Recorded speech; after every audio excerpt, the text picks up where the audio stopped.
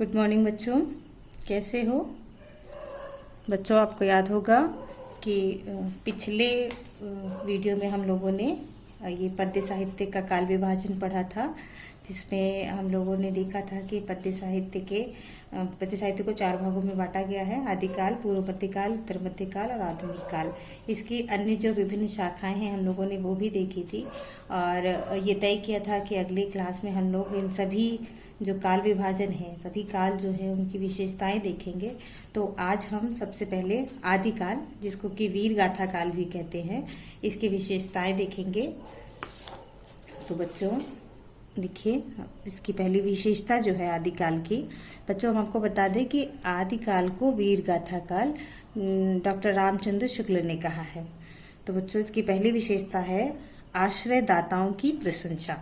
हमने आपको पिछले वीडियो में बताया था कि आदिकाल जो है वो पद्य साहित्य का सबसे पुराना काल है, इसलिए उसको आदिकाल कहा जाता है। और डॉक्टर रामचंद्र शुक्ल ने इसको वीर गाथा काल भी कहा। उसके कहने का कारण ये था कि इस समय में जितनी रचनाएं हुई वो सब राजाओं के मैक्सिमम अत्यधिक जो रचनाएं थी वो राजाओं के जो युद्ध हुआ करते थे उसमें उनका वर्णन था, उसमें राजाओं की वीरता का वर्णन था, इसलिए उसको वीर गाथा काल भी कहा गया। तो इसके जो कवि थे, जो राजाओं के कवि होते थे, वो चारण कवि कहलाते थे। वो इसलिए कि वो राजा के दरबार में ही रहते थे, उन्हीं के आश्रय में रहते थे और उन्हीं का महिमा मंडन करते थे। वो राजा के संग हर जगह जाते थे, चाहे वो युद्ध में जाए, शिकार पे जाए या उनके दरबार में, वो हमेशा उनके संग उपस्थित रहते थे। तो इसलिए वो आश्रयदाता थे राजा उनके। तो उनका जो मुख्य कारण था, उनका जो मुख्य उद्देश्य था वो था अपने आश्रयदाताओं की प्रशंसा करना। और ये इसलिए भी था कि ये जितनी प्रशंसा करते थे बदले में इन्हें बहुत उपहार मिलते थे।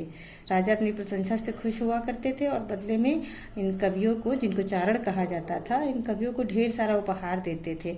लेकिन इसका एक दुष्परिणाम भी ये हुआ कि जब इनाम मिलने लगा तो ये जो चारण कवि थी ये अतिशयोक्तिपूर्ण वर्णन करने लगे। मतलब अगर राजा ने युद्ध में एक तलवार से एक सिर काटा तो वो लिखते थे कि राजा ने एक तलवार से 10 सिर काट दिए। मतलब बढ़ा चढ़ा के वर्णन करने लगे, जिससे क्या है कि नैतिकता का पतन होने लगा। तो बच्चों आपको ये पता चल गया कि इस आदिकाल की जो पहली विशेषता है आश्रयदाताओं की प्रशंसा, ये इसकी विशेषता क्यों है? क्योंकि इसके जो कवि थे वो अपने राजाओं के आश्रय में रहते थे और उन्हीं की प्रशंसा करना इनका मुख्य कार्य था।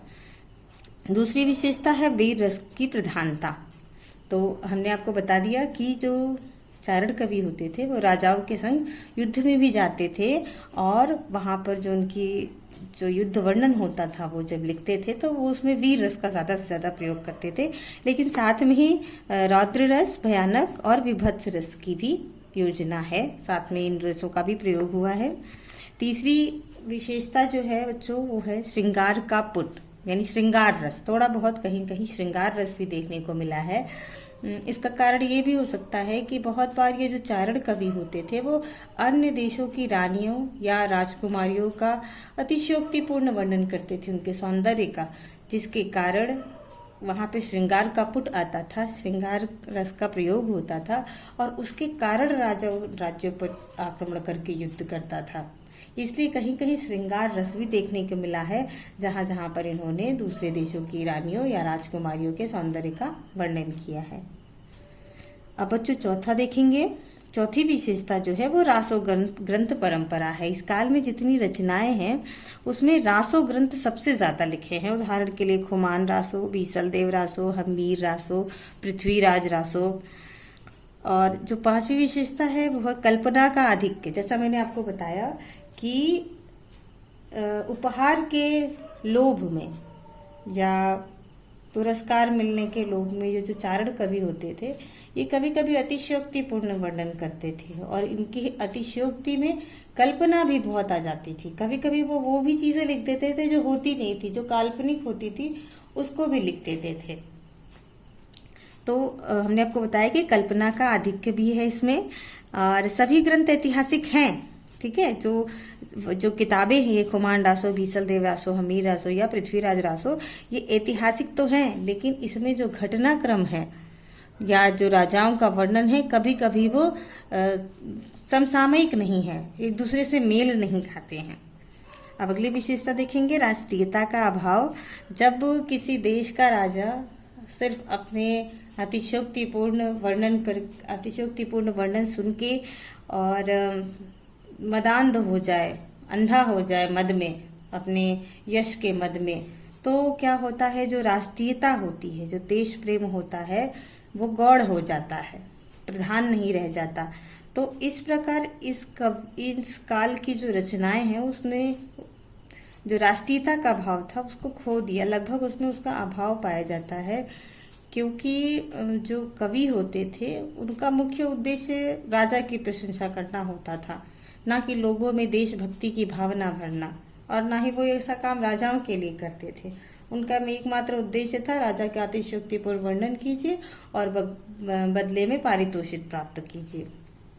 अगली विशेषता जो है 7वीं, वो है रचनाओं की संदिग्धता। हमने पहले भी बताया कि जो रचनाएं हैं इनकी, इस काल की, वो ऐतिहासिक तो हैं, लेकिन उसमें जो तिथियां हैं, जो पात्र हैं, कभी कभी वो समसामयिक नहीं है, सही नहीं है, जिससे जो पृथ्वीराज रासो है उस पर भी प्रामाणिकता का संदेह है। बीसल देव रासो ये भी अप्रमाणिक है या अर्ध प्रमाणित कह सकते हैं आपको, पृथ्वीराज रासो मैंने पहले ही बता दिया। बच्चों 8वीं जो विशेषता है वो प्रबंध और मुक्तक काव्यों की रचना। तो बच्चों बता दें आपको कि इस काल में जो रचनाएं हुई, मैंने आपको पहले ही प्रबंध काव्य और मुक्तक काव्य में अंतर बता दिया था। प्रबंध काव्य वो जो कि विस्तृत होते हैं और उसके पहले की जो दोहे, चौपाई या छंद होते थे उनसे उनका मेल होता था, और जो मुक्तक काव्य होते हैं उसमें अपने आगे पीछे के जो छंद हैं वो उनसे अपरिहार्य होते हैं, उसमें कुछ विशेष रोल नहीं होता है।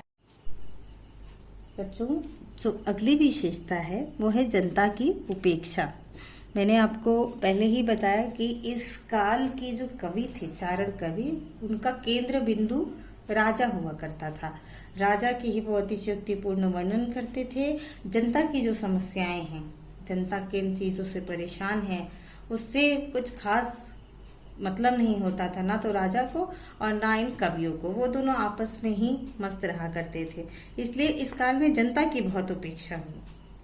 और अंतिम जो विशेषता है वो है, इसके जो वर्णन है वो प्रधान काव्य है, वर्णन प्रधान काव्य है। क्योंकि जब राजा युद्ध पे जाता था तो वहाँ के अस्त्र कैसे हैं, शस्त्र कैसे हैं, वहाँ युद्ध भूमि कैसी है, जब राजा खेत पे जाता था तो किस प्रकार के जानवरों का वो शिकार करता है, कैसे कैसे जंगलों से जाता है, इन सब चीज़ों का बड़ा विस्तार से वर्णन होता था।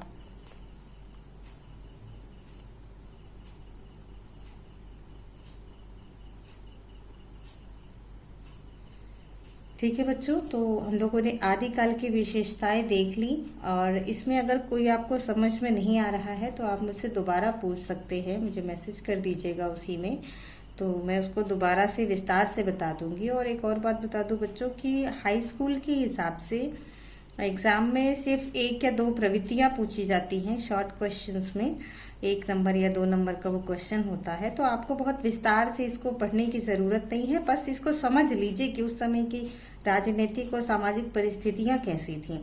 आपके लिए सिर्फ इतना समझना ज़रूरी है, और इन बिंदुओं को आप याद रखें। पूछेगा तो कोई 2 बिंदु आप एग्ज़ाम में लिख दीजिएगा। आज के लिए इतना ही। अगली क्लास में हम लोग जो दूसरा काल है, पूर्व मध्यकाल, जिसको भक्ति काल कहते हैं, उसकी विशेषताएं देखेंगे। धन्यवाद।